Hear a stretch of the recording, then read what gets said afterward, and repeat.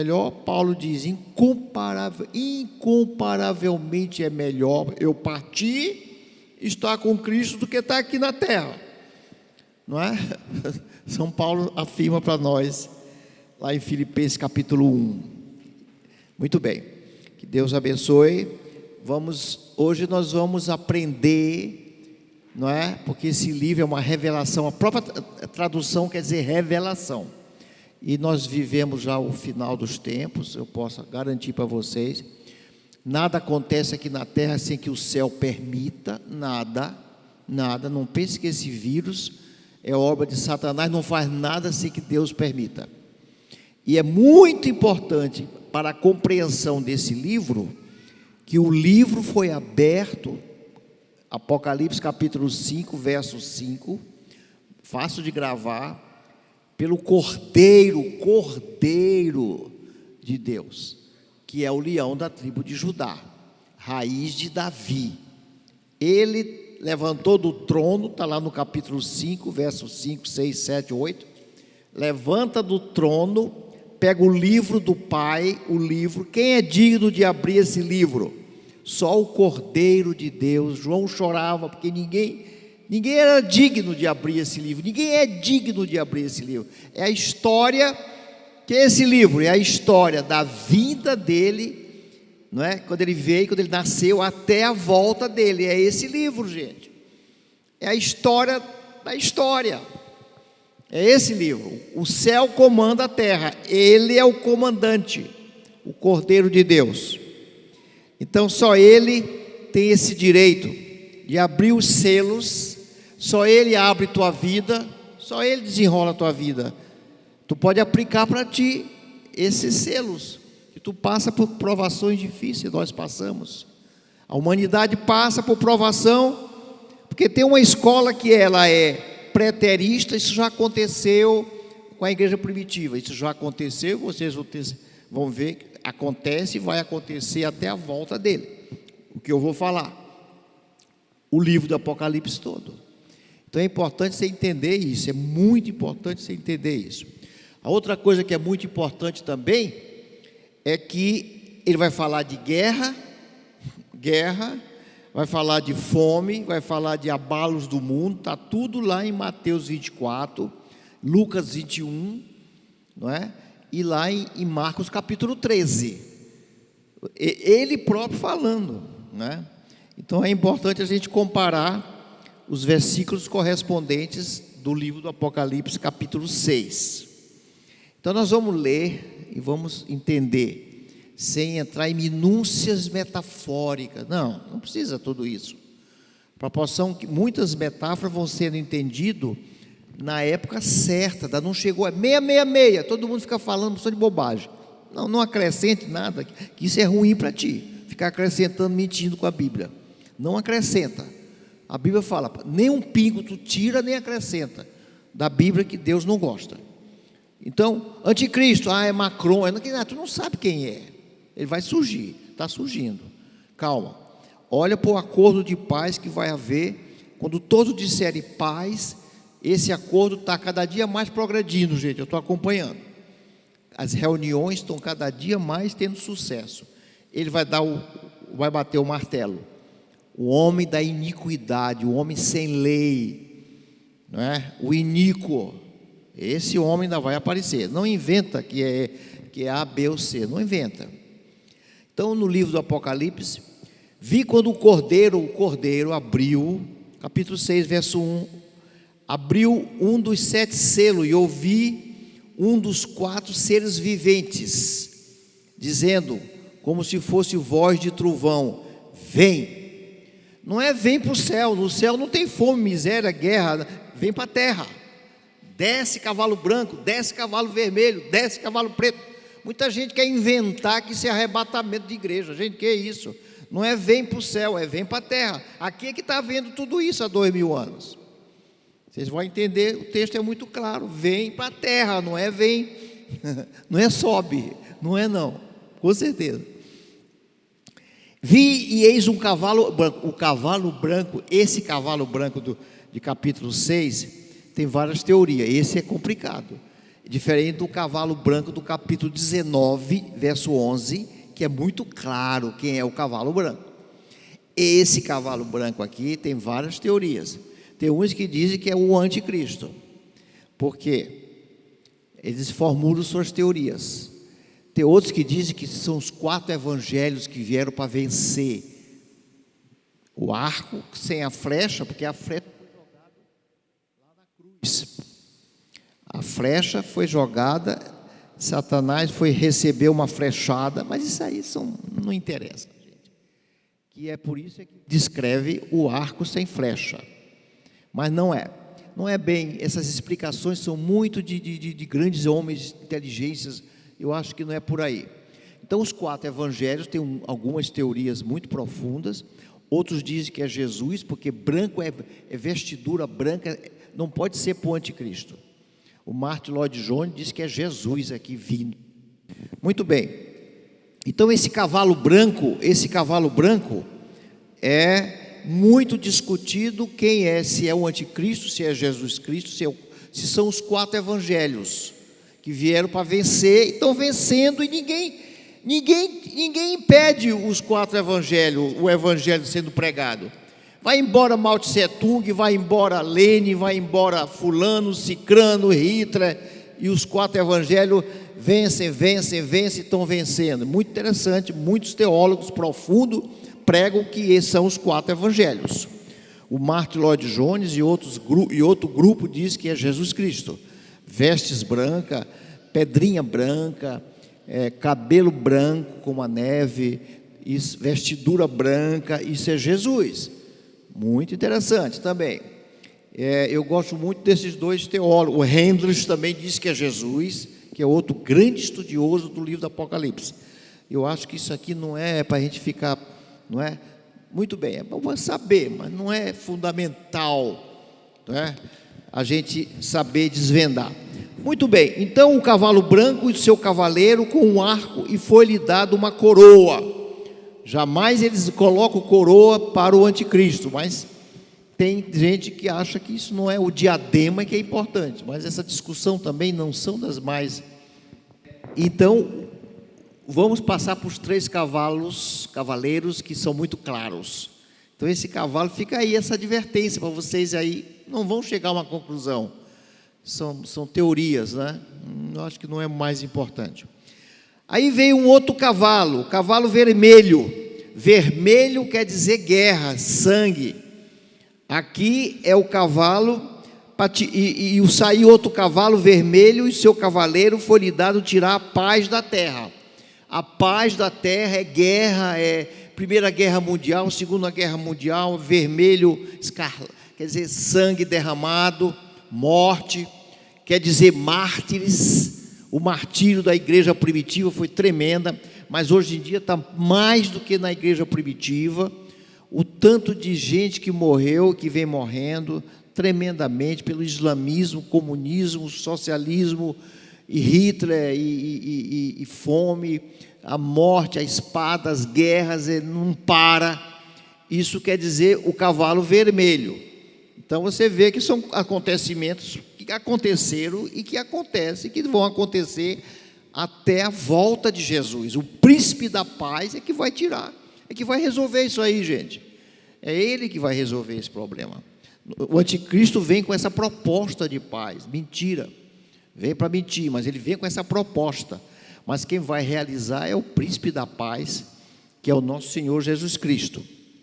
Então, gente, é muito importante a gente saber que esse cavalo vermelho, né, nada mais é do que a morte, o sangue derramado, não é? O sangue derramado, o nazismo, o islamismo, o fascismo, e o tanto de perseguição que houve, que existe e vai existir, nos últimos 7 anos vai aumentar, com a permissão de Deus. Mártires, já vou ler um texto aqui muito interessante desse capítulo 6 sobre martírios, já vou ler para vocês. Então isso também Jesus fala bastante em Mateus, na bem-aventurança, vocês vão ser perseguidos, grande será o seu galardão quando lhe entregarem, não é, para a morte, será grande o seu galardão. Mateus capítulo 5, verso 10, Lucas 21, verso 12, Atos, Estevão, não é? Estevão, Paulo martirizado, em 2 Timóteo 2, 4 a 6, ele sendo oferecido como libação, sacrifício da vida dele. Então faz parte, essa palavra, sereis minha testemunha, essa palavra testemunha quer dizer martírio, martiria, darão a vida por ele, pela pregação do evangelho, vocês darão a vida de vocês. Vem unção de Deus para essas pessoas que vão ser martirizadas. Não se preocupe, se alguém aqui vier a ser mártir, vem unção poderosa para tu suportar o que vai acontecer. Mas vai acontecer, nós já vamos ler aqui que vai acontecer. Então o cavalo vermelho significa sempre, não é? É a perseguição do povo de Deus ao longo da história. Essa perseguição é muito grande. Foram 249 anos de perseguição do Império Romano, dos quais 129 anos foi perseguição tremenda, atroz, como se diz, não é? Então houve essa grande perseguição na França, na noite de São Bartolomeu. Só nessa noite morreram 70 mil huguenotes. Depois veio a perseguição na Alemanha, na pré-reforma, na Santa Inquisição, muito martírio, muita morte, muito sangue derramado pela palavra de Deus, pelo testemunho. Essa é a verdade. O terceiro selo, ouvi o terceiro ser vivente dizendo: vem, e vi um cavalo preto. O cavalo preto e o seu cavaleiro com uma balança na mão. É preço, é inflação, escassez. Gente, a guerra traz fome, a epidemia traz fome. Você vai ver o que vai acontecer nesses próximos meses. Não tem como.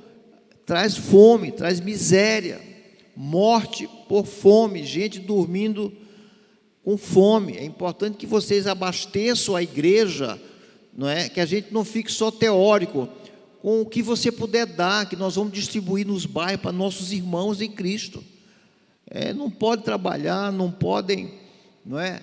E tem que pagar suas dívidas. O pior é isso, tem que pagar suas dívidas. Então esse cavalo preto significa pobreza, opressão, fome, não é? O preço do trigo que ele dá como exemplo aqui, um dia de trabalho comprava 12 litros de trigo, passa a comprar só meio litro. Não dá, o dinheiro não dá para sustentar a família. Então isso é o cavalo preto, que a gente vem observando desde a igreja primitiva.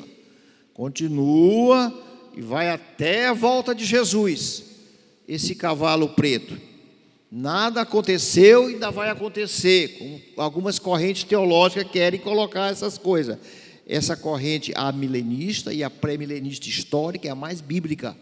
É mais contextual, claro, que nós estamos vendo, observando.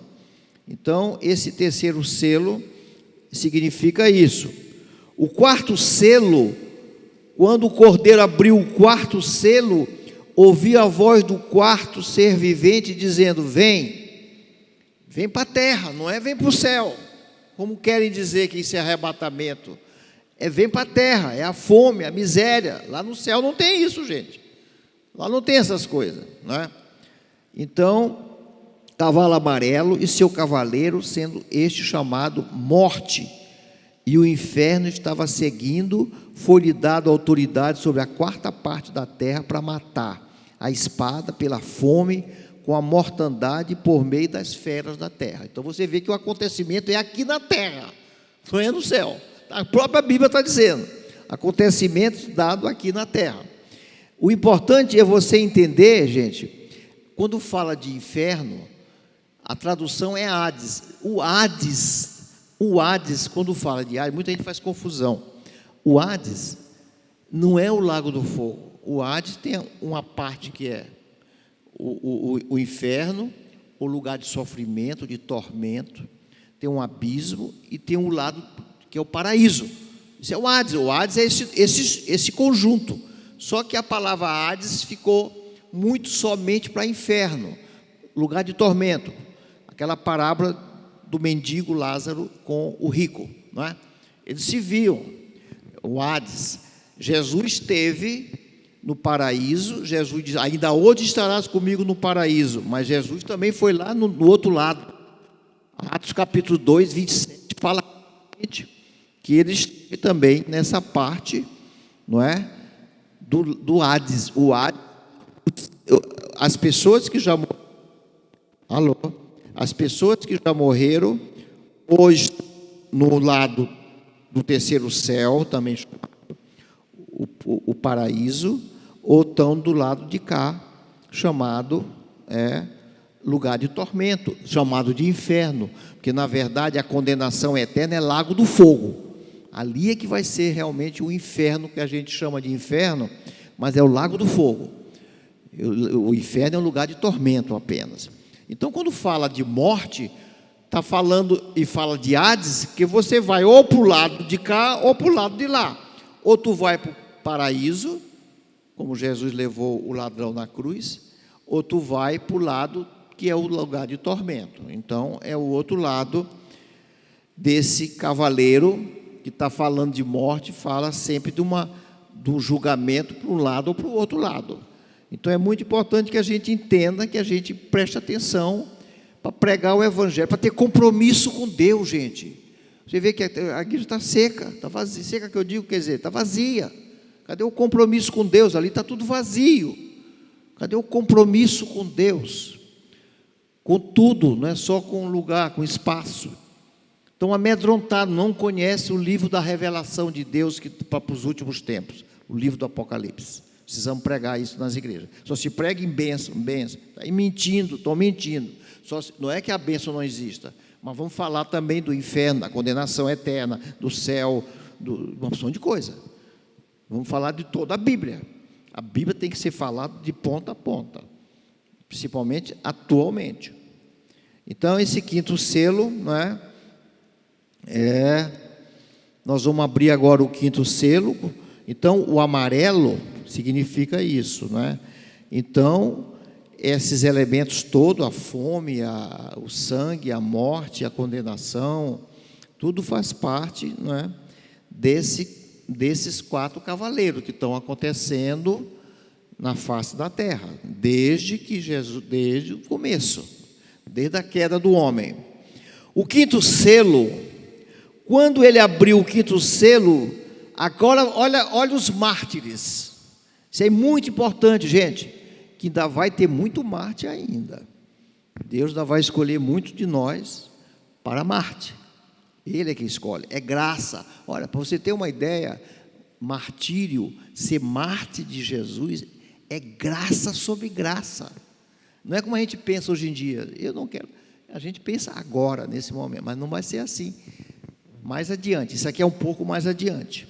Mas já está sendo, você vê até em WhatsApp, eu vejo gente sendo martirizado, a maneira heróica como eles enfrentam a morte. Degolados que estão sendo martirizados, vê unção de Deus de cima para baixo. Então, o quinto selo, vi quando abriu o quinto selo, debaixo do altar. Isso é importante, está aqui Deus, logo embaixo logo embaixo estão eles, debaixo do altar, altar de incenso, oração. A oração deles é importantíssima, importantíssima. A tua oração é importantíssima. É importantíssima. Debaixo do altar, vi as almas daqueles que tinham sido mortos por causa da palavra de Deus, por causa do testemunho para Jesus. Olha só a importância, gente. Por causa da palavra de Deus e por causa do testemunho que sustentavam. Clamaram em grande voz, dizendo: a oração deles, sabe por que é? Vingança, justiça, é para acontecer, vai acontecer. Por que Deus vai mandar tanta coisa para a terra? Porque estão orando. Os mártires estão orando. Nós estamos orando. Venha a nós o teu reino. O que é isso? Ele vem sem julgamento? Não pode. Ele é Deus, ele não pode. Ele não pode existir sem julgar, sem juízo e sem absolvição. A absolvição para nós é pelo sangue do Cordeiro, mas o julgamento nós todos estaremos no tribunal de Cristo, para sermos avaliados lá, embora salvos pelo sangue do Cordeiro. Mas quando a gente ora, venha a nós o teu reino, seja feita a tua vontade, assim na terra, tu está pedindo para ele voltar a julgar, condenar, tu está pedindo, tu nem sabe o que tu está pedindo, para ver juízo, para ver a grande tribulação, que ele não vem sem julgamento, gente. Deus não pode passar a mão em pecado, não pode. Se a justiça não devia fazer isso, a gente sabe que não podia fazer o que estão fazendo aí, é um absurdo. Quanto mais Deus passar a mão em pecado, ele vai julgar. Trono branco é para julgamento sem pessoas que não têm o sangue do Cordeiro, para condenação eterna. Ele é Deus, não é brincadeira não. Então eles aqui estão orando, olha, clamaram em grande voz dizendo, até quando, ó soberano? Isso aqui é muito importante, soberano, tu tem o poder total de todas as coisas, tu está acima de, até quando? Tu não julgas, até quando? Nós fomos injustiçados, até quando não toma providência? Soberano, santo. Olha só o que eles estão fazendo debaixo do trono de Deus. Eles estão pedindo vingança, num sentido de justiça. Tu és justo, até quando a tua justiça não vem sobre a terra, sobre os que nos mataram? Até quando? Olha a oração que eles estão fazendo, e que tu faz sem querer, tu está fazendo. Quando tu pede a volta dele, tu está pedindo que ele venha e faça o que ele tem que fazer, como soberano, como justo. Ele vem o quê? Julgar. Ele vem como juiz. Tem que vir também, veio a salvação e está aberto. Quando a quarta parte da terra vai ser, os homens vão morrer, ele está dando oportunidade para quê? A igreja se arrepender. É pastor em adultério, é pastor aí fazendo besteira, roubando, é líder fazendo isso, fazendo negócios escusos, errado, é tanta coisa errada, suja, é tanta sujeira, é tanta omissão, falta de obrigação, falta de compromisso. Ele está mostrando, dando oportunidade. E para o mundo lá fora, ele está dando oportunidade da pessoa vir para a igreja. Ele está salvando, só para que não está me salvando aqui na terra, aqui em cima. Está horrível aqui o som, né? Precisa dar uma ajeitadinha aí. Então, meus irmãos, muito importante para nós, essa mensagem, o que está acontecendo, é uma advertência para nós e para o mundo lá fora. E para você que tem parente que está lá fora, não pregar o evangelho. Tem gente que não dá nenhum testemunho para as pessoas lá fora. Para a família, rapaz, tua família. Tu não dá testemunho para a tua família, rapaz. Tu está aqui comigo e não dá testemunho para a tua família. Eu reclamo. Eu não deixo passar. Até quando, ó soberano Senhor, santo e verdadeiro? Senhor, tu é verdadeiro. Cadê o juízo sobre eles? Cadê o juízo, Senhor? Eles estão orando dessa maneira. Para vocês terem uma ideia. Até quando não julgas, nem vinga o nosso sangue? O nosso sangue, cadê a vindicação do nosso sangue? Nós fomos martirizados injustamente pela tua palavra. Até quando isso vai ficar sem julgamento? Olha a oração nossa. É essa, por isso é que vem. Não reclama não. Ah, mas vem a pestilência aí, está vindo, porque nós estamos orando por isso. É importante que a gente assuma as coisas. Ah, eu não sabia, devia saber. Tu devia saber o que tu está falando para Deus. Tu devia saber, não é?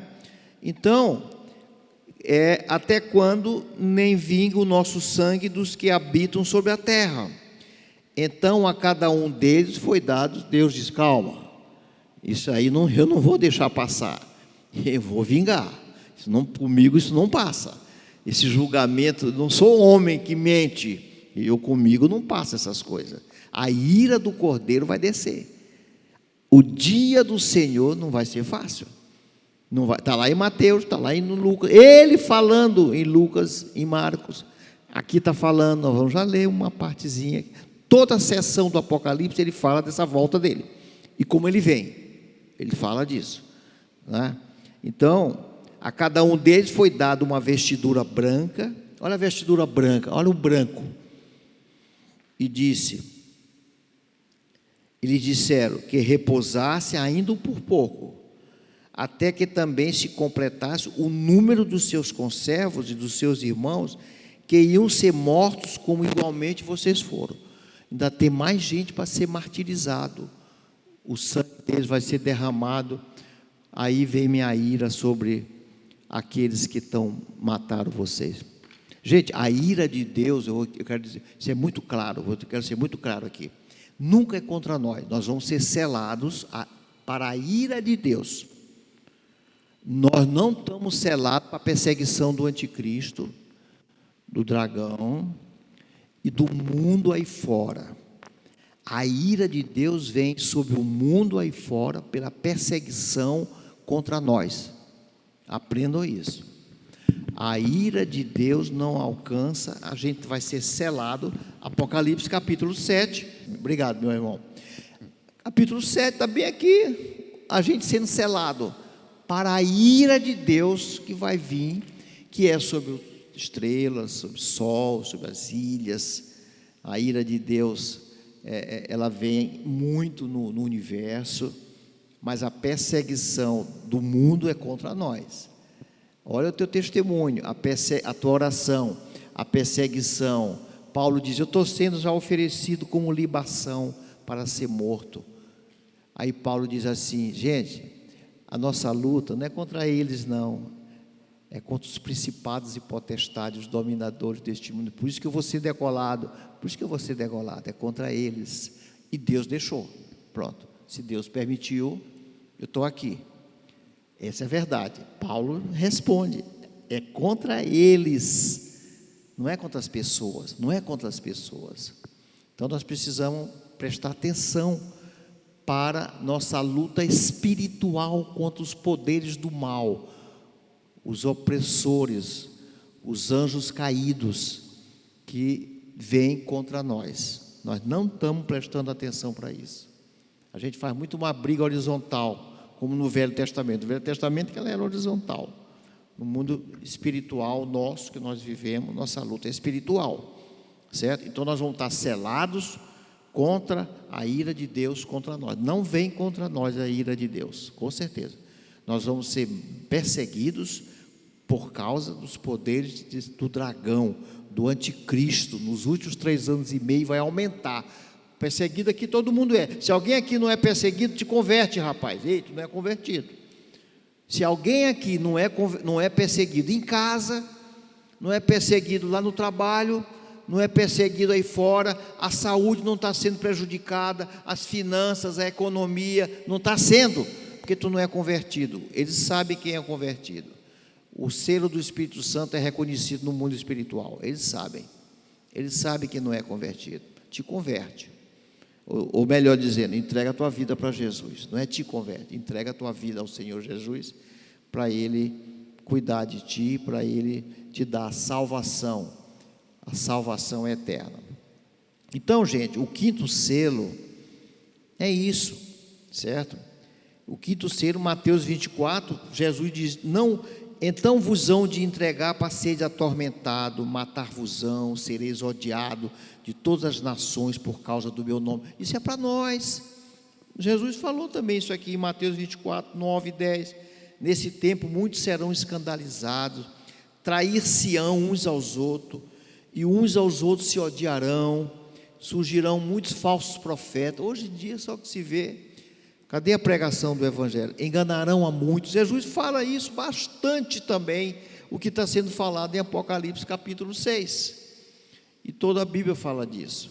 A perseguição desde lá, Caim com Abel, foi assassino desde o começo. A serpente enganou Eva, e depois Adão. lá no Éden, lá no céu, eles traíram Deus no céu.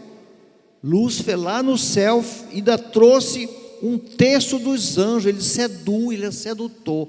Uma das características do demônio é que ele é sedutor. Ele é sedutor, ele seduziu um terço dos anjos de Deus lá no céu, não é? Lá no céu. Para vocês terem uma ideia, ele tem sentimento, ele odeia, ele vem encolerizado para a terra contra nós. Ele não pode mais atingir Jesus, ele tentou impedir o nascimento de Jesus, ele tentou, não pôde com o arcanjo Miguel, foi expulso do céu. O que lhe resta? Vou agora pegar o corpo de Cristo e vou maltratar. E Deus permite até certo ponto. Essa aí existe, gente. Vamos nos cuidar. Vamos cuidar da gente. Sexto selo. Vi quando o cordeiro abriu o sexto selo, sobreveio grande terremoto.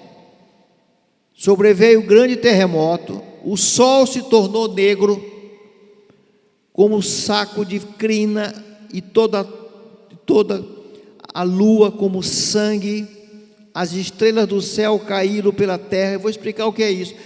Quando a Bíblia fala estrela do céu, são os anjos que caíram, principalmente. Eles caíram na face da terra. Agora, veja só. O sol desapareceu, ficou negro. Quando aconteceu isso já na face da terra? Primeiro, no Egito aconteceu isso. Se você for estudar as pragas do Egito, isso aqui tem muito a ver com muito paralelismo com as pragas do Egito, muito parecido, muita coisa parecida.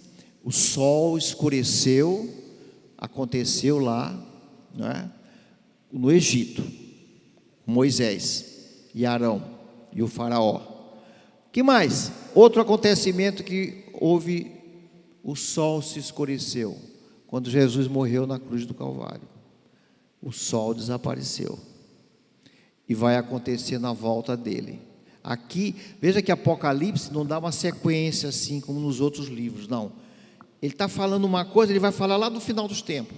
Aí ele volta a falar do nascimento de Jesus. É um paralelismo crescente que você tem que estudar dessa maneira. Não é um livro para tu ler assim, cronologicamente, ele não é cronológico. É importante você entender isso aí.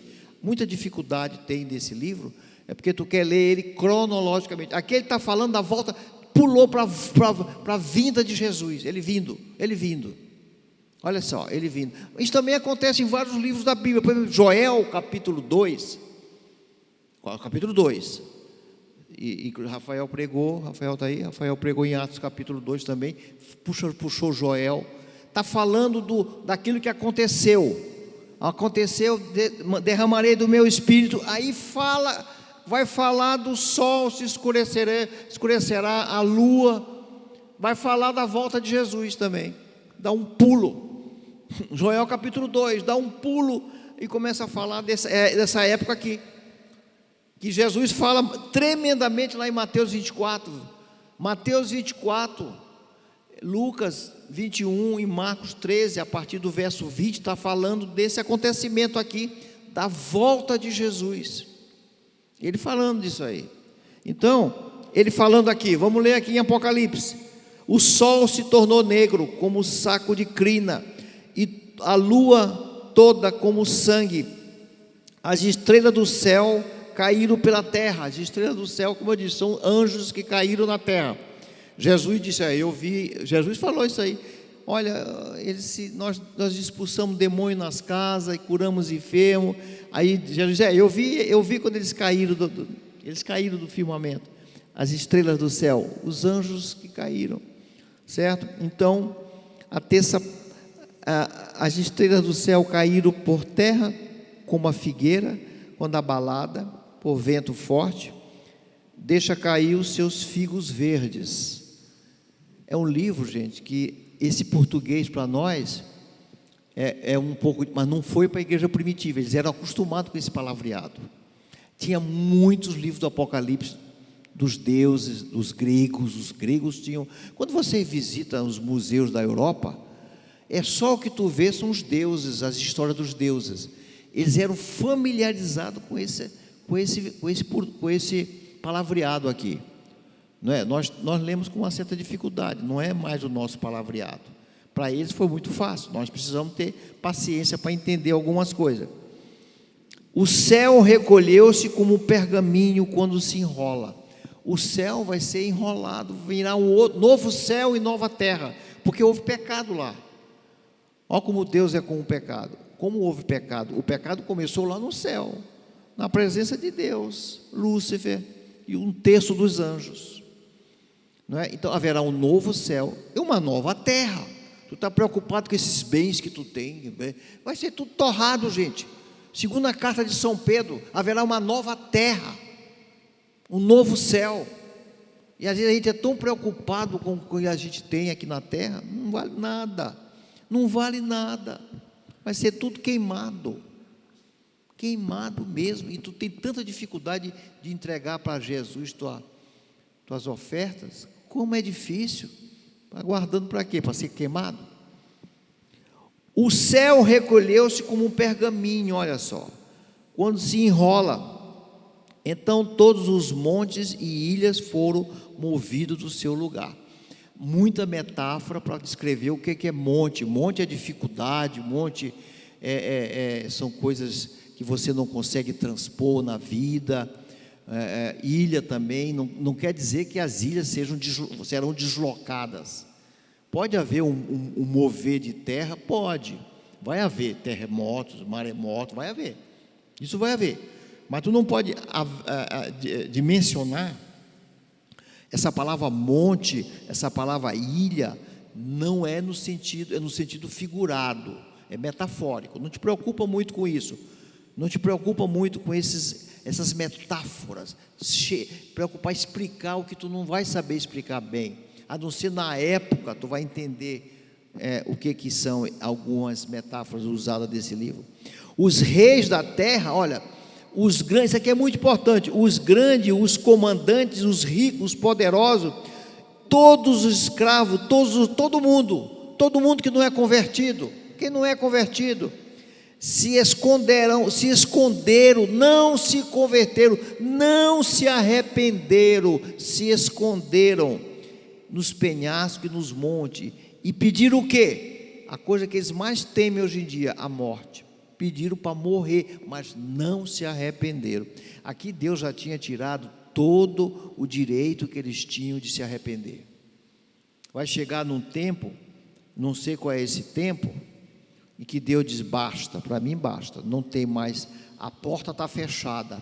Noé ficou ainda 7 dias aqui na terra, chovendo, com a arca fechada por lado de fora.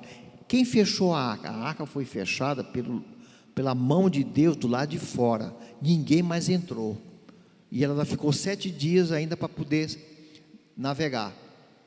Quando também as nécias, as nécias vieram, as prudentes já tinham entrado, e as nécias não puderam mais entrar, acabou, chega. Então Deus tem essas coisas também. A época é época de arrependimento. Vamos pregar esse evangelho. Está bom para pregar o evangelho, para orar pelas pessoas, procurar as pessoas, para orar, e que as pessoas muitos virão para a igreja. É época de colheita, gente. A maior época de colheita é a época de fome, de crise, de morte, de epidemia, de guerra. Não há na história da igreja época melhor para conversão, para arrependimento, para nova vida com Deus. Essa é a época. Muito bem, então eles vão pedir para morrer: caia sobre nós, escondei-nos da face daquele que se assenta no trono, nos esconde da ira do Cordeiro.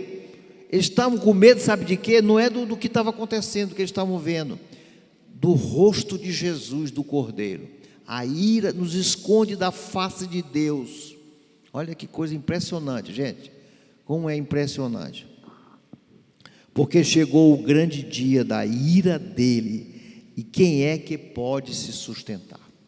Que Deus coloque no coração de vocês essa palavra, para vocês lerem esse livro sem medo, sem muita preciosidade, sem querer explicar muitas metáforas, entendendo a essência da mensagem. que é uma mensagem para agora. Essa epidemia é Deus movendo a todos os poderosos. Vocês vão ver que até futebol vai parar isso aí. Vai parar. Na Europa eles continuam jogando aquela preciosidade dos deuses. Vai parar tudo. Vocês vão ver. Isso vai se agravar. É a hora da ira de Deus. O negócio está começando, gente. Eu não estou querendo aqui ser melhor do que ninguém. Mas é hora de nós prestarmos atenção, que é hora de colheita, é hora de pagar preço, é hora de você se arrepender, é hora desses pastores começar a pregar a verdade, largar excesso de milagre. Parou de doer, está curado, conversa, que curar, isso não é cura. É tanta conversa fiada, é tanta mentira. Não estou dizendo que Deus não cura, gente, eu não estou falando nada disso, mas essa ênfase, a ênfase é arrependimento, a ênfase é salvação, é vida eterna. Eu vim buscar e salvar os perdidos. Jesus curou alguns enfermos, aí no outro dia tinha uma quantidade de gente imensa que foi procurar para ser curado. Os apóstolos, Senhor, tem uma quantidade. Eles vão embora, eu vim aqui para pregar e salvar os perdidos. Deu as costas. Ele não veio para cá para ser super médico. Ele não veio para isso. Vamos visitar as aldeias. Eu vim para cá para pregar o evangelho, para salvar os perdidos. Foi embora. Deixou aquela multidão lá para ser curado.